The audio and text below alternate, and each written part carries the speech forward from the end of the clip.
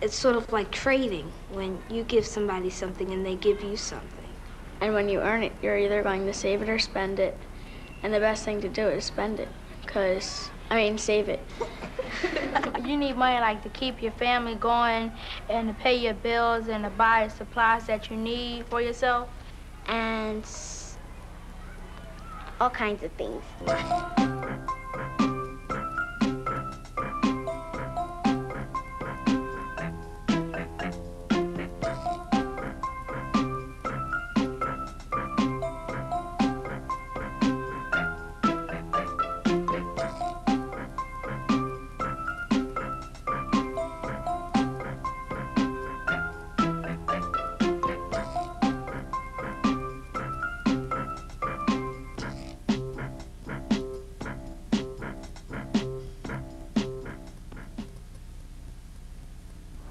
Hi, how you doing? Do you mind if I ask you guys a question?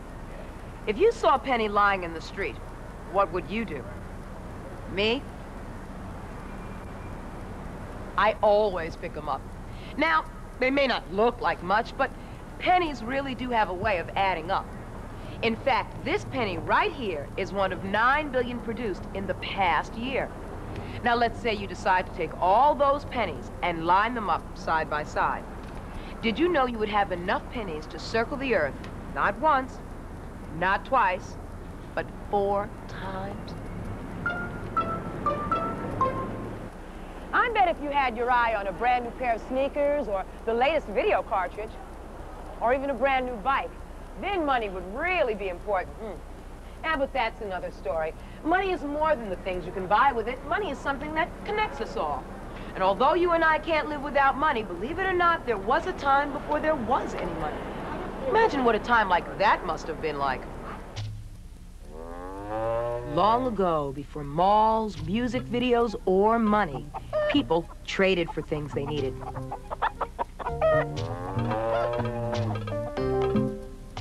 So, while Ozzie offered a cow for Connie's chickens,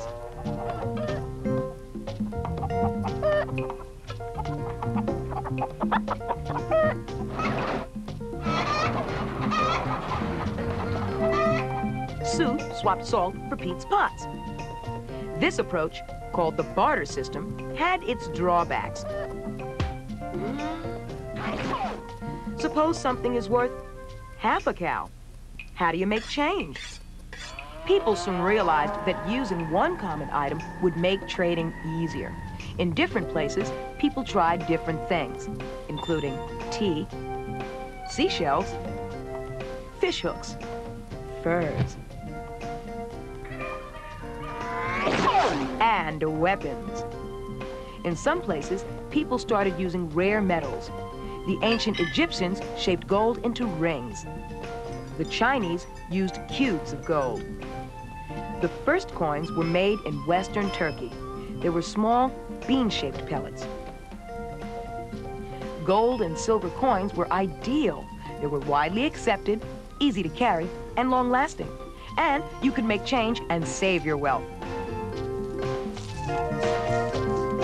Of course, there were still a few drawbacks. I'm sorry. Your call cannot be completed as dialed because the telephone has not been invented yet.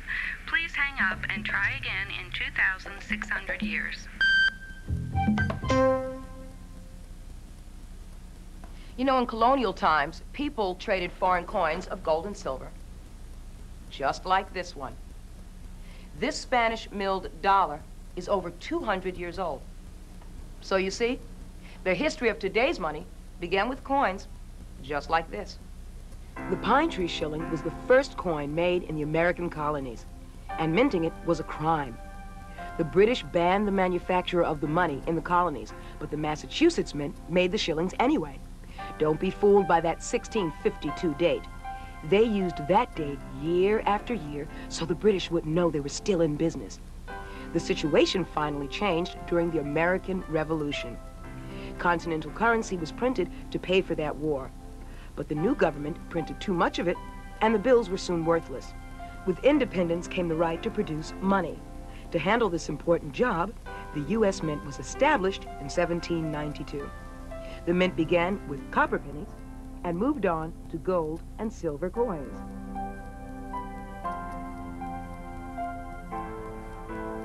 The notes included beautiful illustrations by engravers. Just like today, these detailed pictures made the bills much tougher to counterfeit. The federal government got into the paper money business during the Civil War.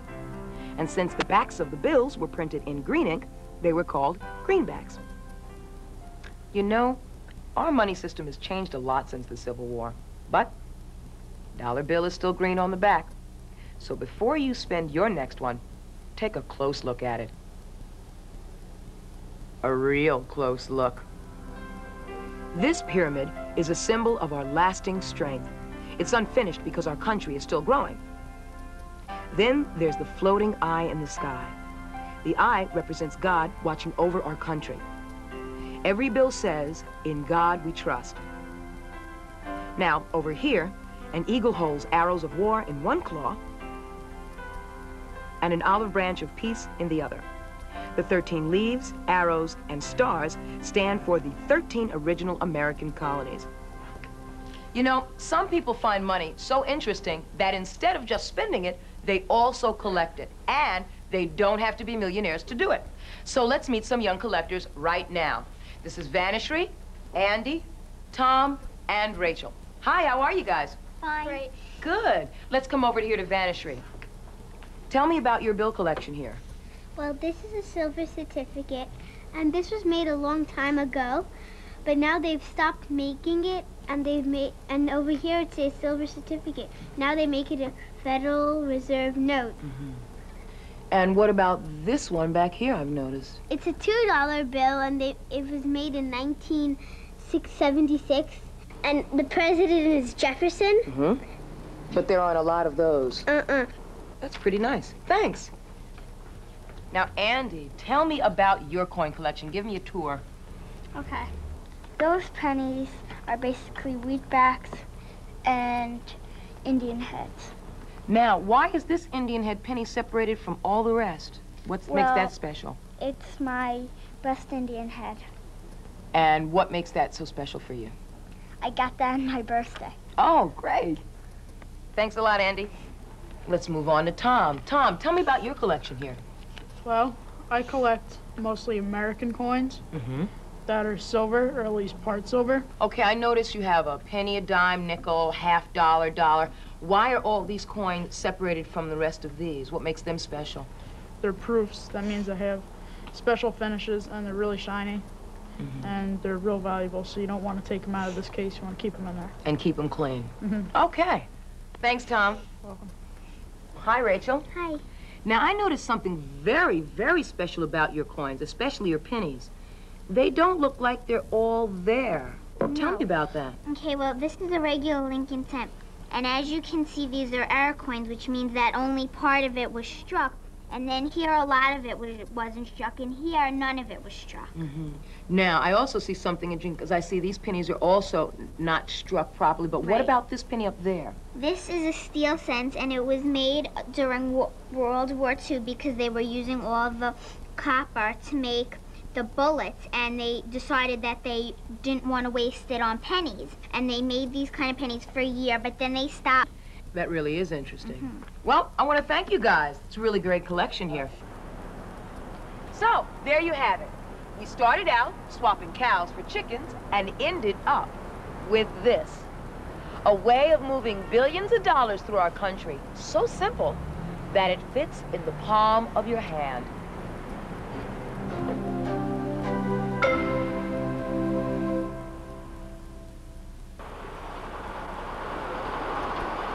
Hi, welcome to the largest coin factory in the world. You know, there are U.S. government mints in Denver, Colorado, San Francisco, California, and West Point, New York. But this one right here in Philadelphia, Pennsylvania is the largest. They make over 30 million coins a day. Besides the regular coins we spend every day, the mint also makes these special commemoratives, medals, and gold and silver coins, which anybody can buy. Imagine having a coin collection like this. And now, a demonstration. This coin press is over 120 years old, and it still works. So I'm going to press my own commemorative metal. Behold, an ordinary blank piece of metal.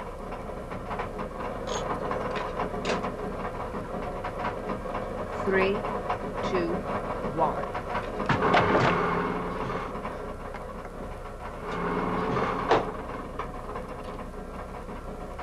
Wow. Now, this medal commemorates the 200th anniversary of the mint. Now, take a close look. Every coin and medal made at the mint is a beautiful piece of art. In fact, I'm going to take you upstairs and introduce you to some of the people who designed them.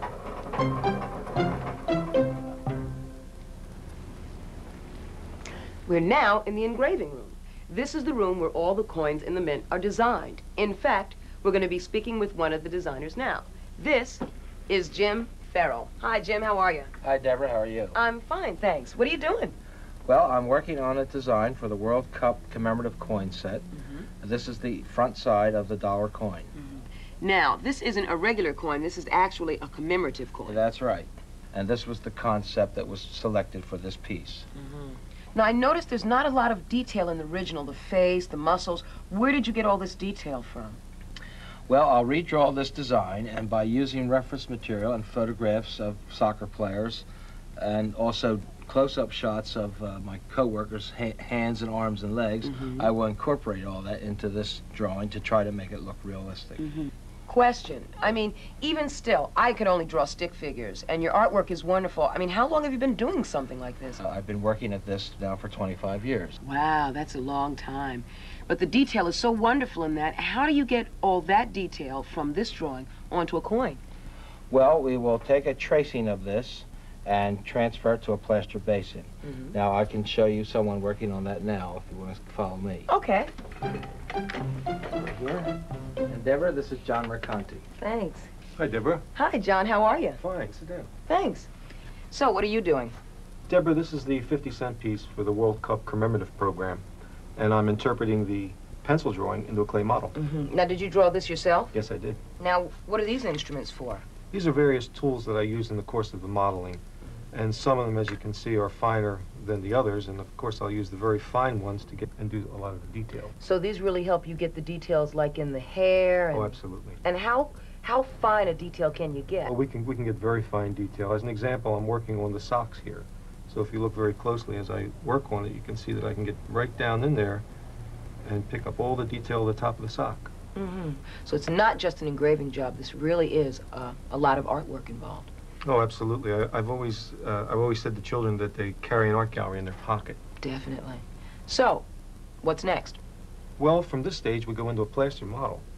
And Ed Stever is over there working on a plaster model, and I'm sure he'd be very glad to show you what he's working on. Okay. Okay. Thanks. Bye-bye. Bye-bye. Ed, hi. Well, nice to see you, Debbie. Well, nice to see you, too. Thanks for coming. Thanks. Now, this I recognize. This is the United States of America quarter. Exactly. Listen, I was just speaking with John, who had made a plaster model, and then he had the clay model over top. So, what's next?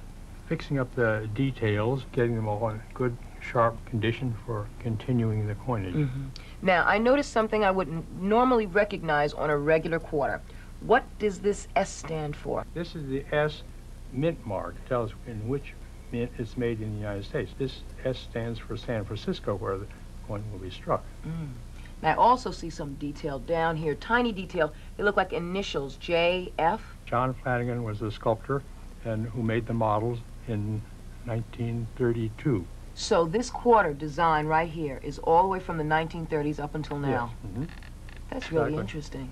So what happens next? Now it has to be copied from an original plaster into a rubber negative, so we can make several, and that's exactly the same dimensions without shrinkage. And then we pour plastic over it, and that's nice and strong. And then you will have something that's durable. It's an epoxy model which will withstand machining. Now see, I'm not used to seeing a coin this big. So how would we take this model finally and make it smaller? Well, you take it into the transfer engraving machine, room, and they will show you exactly how it gets reduced. Okay. Good. Thanks a lot. You're welcome. Bye. Bye-bye.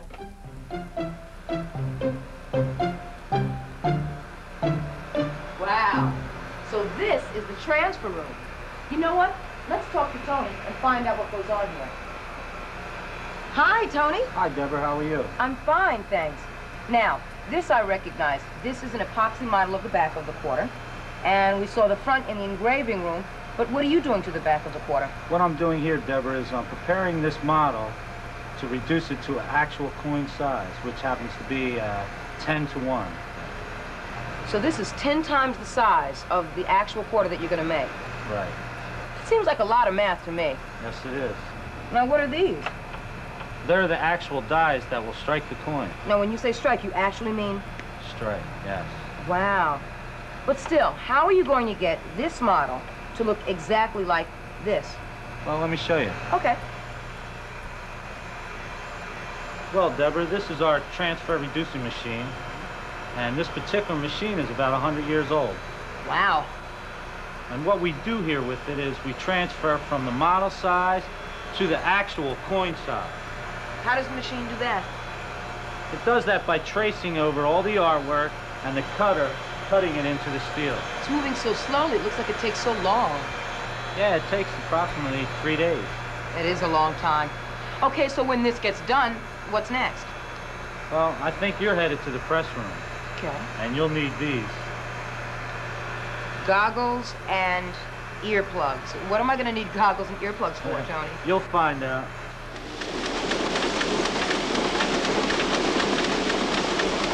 Tony wasn't kidding. One of the busiest places in the Mint is right in here. With over 80 presses, action, noise, and non-stop. Come on, let's go. Come on, let's go. The work starts here at the blanking press. This coiled roll of metal is as long as 5 football fields.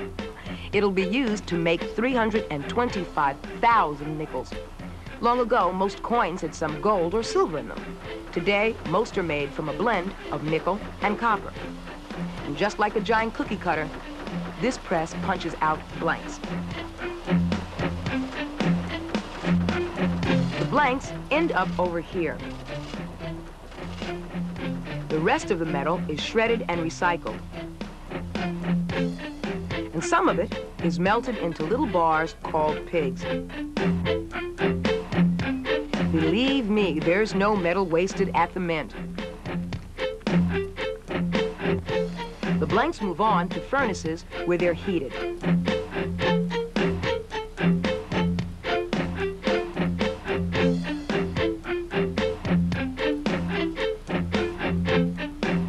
Then they're cooled, washed, and dried. The blanks are still warm as they move on to their next stop. The riddling machine. The shaking riddler screen sifts out any blanks that are the wrong size or shape.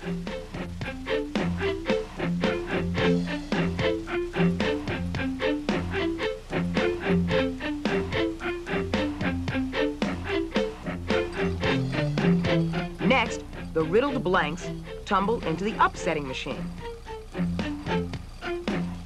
The upsetter raises the edges of the blanks just slightly.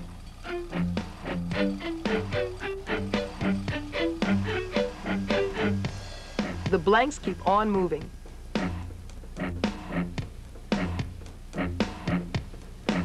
The next stop, the coining presses. And here are the high-speed presses in action.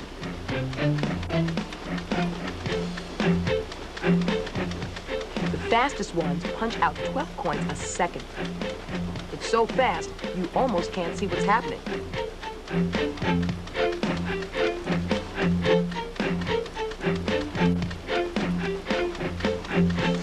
Now, take a close look at the results.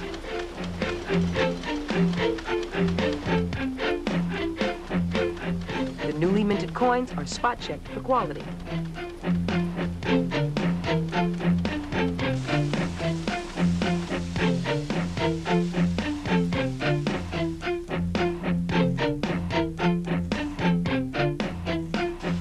Then they're counted and bagged. A sack of pennies holds $50, and dimes are packed $1,000 per bag.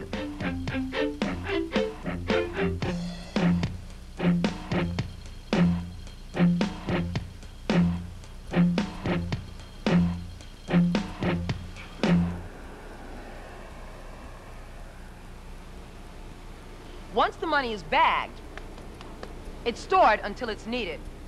Every bag you see here is filled with coins. Coins are the only kind of money that the mint produces. But that's not the only kind of money in your pocket, is it? What about the billions of paper dollars we use? Welcome to the Bureau of Engraving and Printing. The Bureau produces paper money in Washington, D.C. and Fort Worth, Texas. And this year, more than 8 billion notes will be printed. And if you could stack them in a single pile, those bills would reach 543 miles straight up. It takes 65 steps to make each bill. And just like coins, it all begins here in the engraving department. Just look at that detail. Those carefully etched lines make life tough on counterfeiters. This work is nearly impossible to copy. The artwork on a single bill is actually the work of many different engravers. All the engravings are combined on this machine called a transfer press. The talented people who operate these machines are siderographers. There are only a few specially trained siderographers in the entire world. A siderographer creates a master plate on the transfer press. From the master, a printing plate is made. Each plate prints 32 bills at one time. The printing plate is mounted on a high-speed press. 8,000 sheets pass through in an hour, enough to make over 250,000 bills. Sheets of currency are run through the presses several times. First, the greenbacks are printed, and then the fronts. Next, the sheets are cut in half and checked for printing flaws. Rejects, called mutts, are removed and destroyed.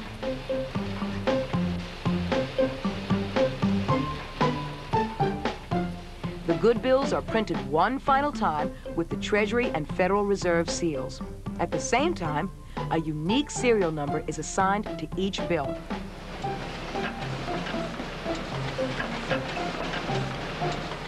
The finished bills are cut and sorted into 100 note packets and inspected one last time.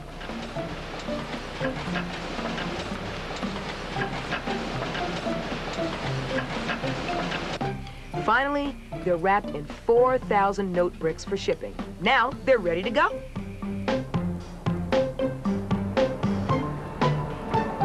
Thanks, Bernadette. Talk to you later. You know, money-making at the Bureau of Engraving and Printing, and here at this mint, it's a never-ending job.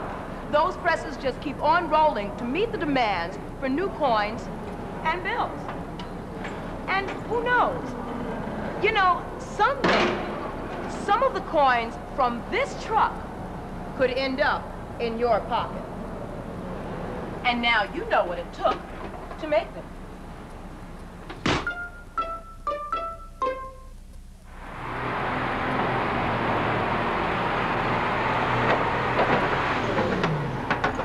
Well, there goes another truckload of newly minted coins. And right on time, I might add.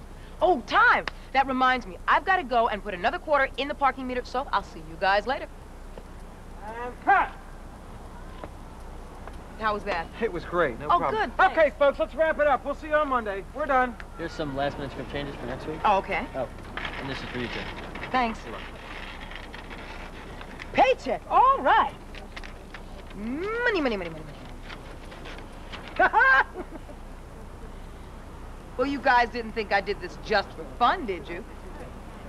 Coins and paper money, that's only part of the money story. But a check like this one is money in the bank.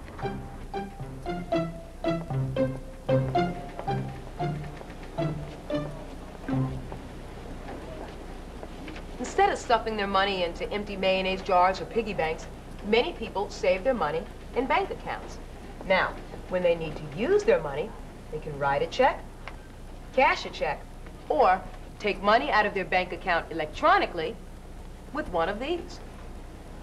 Banks also pay interest on money that people save, which means extra cash for you, and make loans to people who need them. Did you know that all that saving and investing adds to the wealth of our country? I like to fool around with a lot of things, but not my money. I'm depositing my paycheck into my checking account. Most of that will go to pay bills. I'm also saving a little for a rainy day and withdrawing a little cash for the weekend. Thanks, Tom. Whether you have a lot of money or just a little, you need to keep track of it very, very carefully. Hey, how about you? How do you get your money? What do you do with it? I get money by babysitting, helping my grandma. And sometimes I go to the store for people, and they give me money. And every week I get an allowance. I work for my money. I go pick blueberry and strawberry over the summer. I help the senior citizens on my block. I go to the store for them, and I help clean around the house for them, and I do chores in my house. Clean the kitchen. Sometimes the litter box. Well, I actually don't get a big allowance. I just get some money when I need it, and sometimes if I want some money, like if I'm going somewhere, then they'll give me some money. Yesterday we had a flea market, and I sold some of my stuff and I made $40. I spent 20 of it and I saved 20. So I try to save up a little and spend some. When the people pay me, I put it in the bank and I have my little book on whatever I spend. But I'm really saving up for a CD player. In my room, there's this box, and sometimes I put my money in there, and then like a week later, I see how much money I have and stuff. I collect coins, and I have them in a hat that I specially keep, and I hide it in a special place. I save my money in my piggy bank. Not afraid to say that I got a piggy bank. So what? I spend my money on baseball cards, Nintendo games, and other toys like G.I. Joes and stuff. Usually clothes, because I don't know, I like to get new clothes, but sometimes I spend it on candy or something. Just regular kid stuff, I guess. When I do get allowance, I usually spend it on maybe jewelry and presents for people.